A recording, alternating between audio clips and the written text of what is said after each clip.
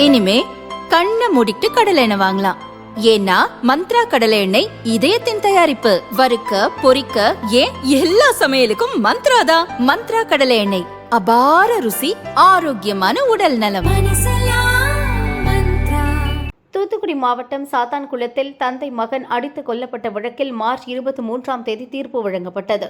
குற்றம் சாட்டப்பட்ட 9 போலீசாரும் குற்றவாளிகள் என நீதிபதி முத்துக்குமரன் அறிவித்தார்.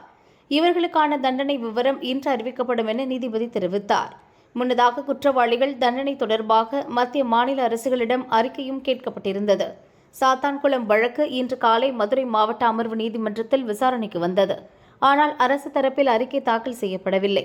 தேர்தல் நேரத்தை காரணம் காட்டி அறிக்கை கொடுக்க முடியவில்லை என அரசு தரப்பில் தெரிவிக்கப்பட்டது. கோபமான நீதிபதி, சாத்தான்குளம் வழக்கு மிக முக்கியமானது.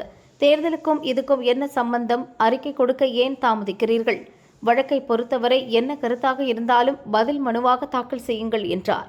சிபிஐ தரப்பு வக்கீல் அறிக்கை தாக்கல் செய்ய 2 நாட்கள் அவகாசம் கேட்டார்.